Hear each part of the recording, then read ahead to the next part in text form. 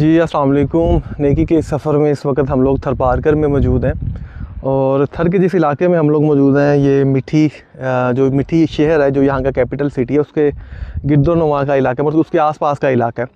तो रोशन भाई मुझे बताइएगा अभी हम मज़ीद आगे किस गांव में जा रहे हैं? अभी इसके आगे जो है एक सतार गांव है। सतार गांव है, उसमें अपन चलेंगे। उसमें एक 3 फैमिलियाँ हैं, इससे पहले भी आपने उसकी सपोर्ट की है। उसमें 2 फैमिलियाँ की जो शोहर हैं वो पागल हैं, बांधे हुए हैं। उनका तवाज़ुन ठीक नहीं, वो बांधे मुझे याद आ गया। हाँ, 2 वो हैं। ये 2 वो हैं और एक टीबी की औरत है।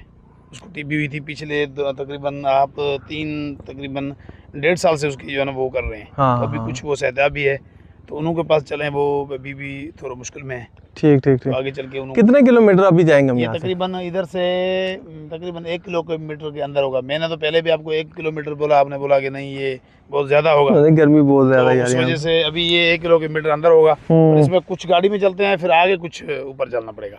चलें ठीक, आज चलते हैं, इनके गाँव में चलते हैं।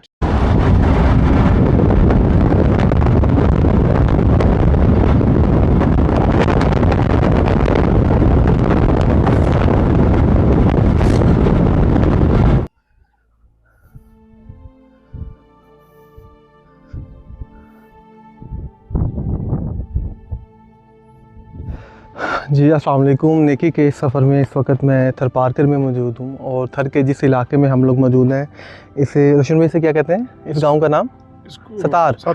इस गांव का नाम सतार है। ये मिठी सिटी से तकरीबन कोई 10 से 12 किलोमीटर की मुसाफत पे है। मतलब काफ़ी डीप डेजर्ट ये विलेज है जहाँ पे हम लोग अभी आए हैं। मेरे साथ टोटल 3 बेवा बहनें मौजूद हैं। माजरत, बेवा बहनें नहीं, ये एक मेरे साथ बेवा बहन है। इनके शोहर का इंतकाल कब, आपके शोहर का इंतकाल कब हुआ था? 10 साल हो गए। 10 साल, तकरीबन 10 साल पहले, मतलब ये बच्चे की पैदाइश के पास ही इनके शोहर का इंतकाल हुआ। और उसके बाद ये जो 2 बहनें बैठी हुई हैं ये बेवा नहीं है। और यहाँ पे थर के अंदर एक अगर कोई औरत बेवा हो जाती है, जब उसके शोहर का इंतकाल हो जाता है, तो उसकी ये जो कलाई है उसमें ये इस तरह की चूड़ियाँ नहीं होती।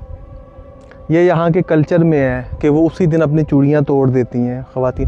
तो जैसे ये बहन है, इनके वो चूड़ियाँ नहीं हैं, ठीक। तो ये जो 2 बहनें हैं ये बेवा नहीं है। इन दोनों के जो शोहर हैं, ये आप अभी जो वीडियो में देख रहे होंगे, जो फुटेज आपको नज़र आ रही है, वो एक इनके शोहर हैं, एक इनके शोहर हैं, जो अपना ज़हनी तवाज़ुन खो चुके हैं। थर में इतनी खौफनाक गुर्बत है। अगर आप पाकिस्तान में रहते हैं, अगर ज़िंदगी आपको कभी मौका दे तो एक दफ़ा इस खित्ते में ज़रूर आए और इस खित्ते को अपने पूरे दिल के साथ देखें। और खुदा ने बहुत सी यहाँ पे खूबसूरती है इस मतलब थर डेजर्ट की, लेकिन उतनी ही ज़्यादा खौफनाक गुर्बत है। उसकी बुनियादी वजह यह है कि यहाँ पे साल में सिर्फ 1 फसल होती है। और वो किस चीज़ की फसल होती है रोशन भाई? ये गवार होता है। गवार, वो मोट है। मोट है। ये 1 फसल सिर्फ होती है, वो भी जब मानसून की बारिशें होती हैं। उसके अलावा यहाँ पे पूरा साल कोई काम नहीं है। मैं आपको ऐसे विलेजेस में भी लेके जाऊँगा जहाँ पे वो लेबर इन फसलों में काम करती है। वो सारी कोहली कम्युनिटी है जो खेतों में काम करती है, और उनको भी ले दे के रोशन भाई पूरे सीज़न में कितने पैसे बचते हैं? उसको तकरीबन 10,000 15,000, तो उसमें पूरी सीज़न जो है ना बच्चों के साथ वो मरते हैं। अच्छा। उसको यही बचते हैं, उसमें वो खा देते हैं, ज़मींदारों से पैसे उठा के ले लेते हैं। अच्छा। आखिर में हिसाब होता है, उसके ऊपर पैसे बच जाते हैं ज़मींदारों के। अच्छा। फिर क्या करते हैं कि भाई आइंदे साल आप ये काम करना, फिर वो दूसरे साल काम करेंगे। ऐसे ही बस रगड़े हुए हैं। कुछ भी नहीं है। तो ये एक बहुत ही मतलब गंभीर सूरत हाल है यहाँ पे थर के अंदर। और अभी भी जो मेरी ये बहन है रोशन भाई, इनको बताएं, ये तीनों बहनें जो हैं हमारी कफ़ालत प्रोग्राम में हैं। तो तीनों बहनों के लिए हम लोग एक छोटी सी 20-20 हज़ार रुपये की एक छोटी सी मदद है। तो ये मेरी बहन, ये आपके लिए ये 20,000 रुपये है, ठीक। ये मेरी बहन, ये आपके लिए 20। हमारी सिर्फ इतनी कोशिश है कि इनकी ज़िंदगी में कुछ ना कुछ चेंज आए, और वो चेंज हमें ऑब्वियसली इतना ज़्यादा आपको शायद ना नज़र आए अभी भी इनकी सूरत हाल। लेकिन जब हम लोगों ने इनको रेस्क्यू किया था उस वक़्त तो ये हालत थी कि ये फाका कशी वाला मामला थी। ये बच्चा जो था, ये मुझे याद है 1 दिन का भूखा था। इतनी वर्स्ट कंडीशंस थी मतलब।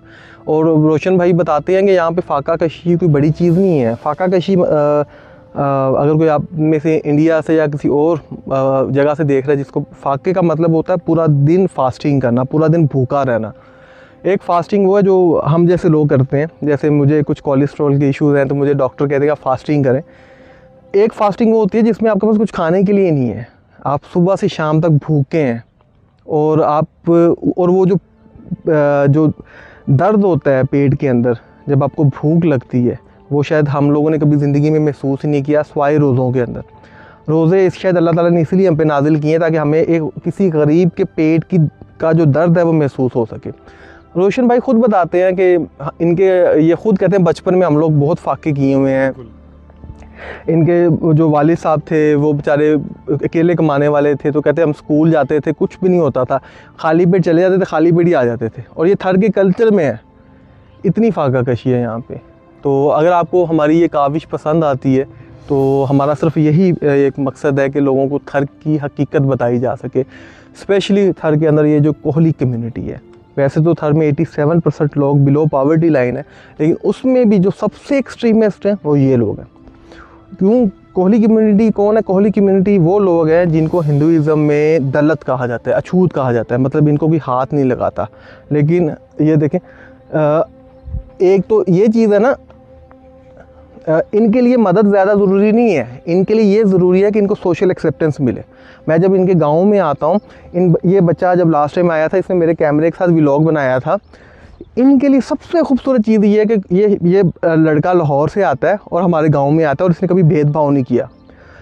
और मुझे लगता है कि इंसानियत की तज़लील है अगर हम किसी में भेदभाव करें, सिर्फ ये कह दें कि ये हिंदू है, ये मुस्लिम है, अगर ये कह दें कि हिंदू के अंदर ये ठाकुर है और ये दलत है, तो ये सबसे ज़्यादा अगर तज़लील इंसानियत की तो शायद वो यही है। तो इसलिए हमने कभी, और यही तरबियत थी, कभी हमने ऐसा सोचा भी नहीं, और सबसे ज़्यादा मदद भी हम लोग इनकी करते हैं। आपको अगर हमारी ये काविश पसंद आती है, आप में से बहुत से दोस्त कहते हैं कि ज़फ़र भाई आप इतना कहाँ से आपके अंदर ये आ जाता है कि आप इतनी दूर जाते हो 1500 किलोमीटर और इतनी गर्मी के अंदर काम करते हो। तो उनके लिए बस इतना ही कहूँगा, अशर इकबाल एक बहुत अच्छे शायर हैं, वो कहते हैं कि यही जुनून यही एक ख्वाब मेरा है, वहाँ चिराग जला दूँ जहाँ अंधेरा है। तो इन लोगों की जिनकी ज़िंदगियों में अंधेरा है, हमारी सिर्फ यही ख्वाहिश है कि उनके लिए एक चिराग जला दें। अगर आपको ये काविश पसंद आती है तो इस चैनल को लाइक शेयर सब्सक्राइब ज़रूर कीजिएगा, क्योंकि इसकी सारी आमदनी इसी तरह की बेवा बहनों के लिए मुख्तस है। अपना बहुत ख्याल रखिएगा। अल्लाह हाफ़िज़।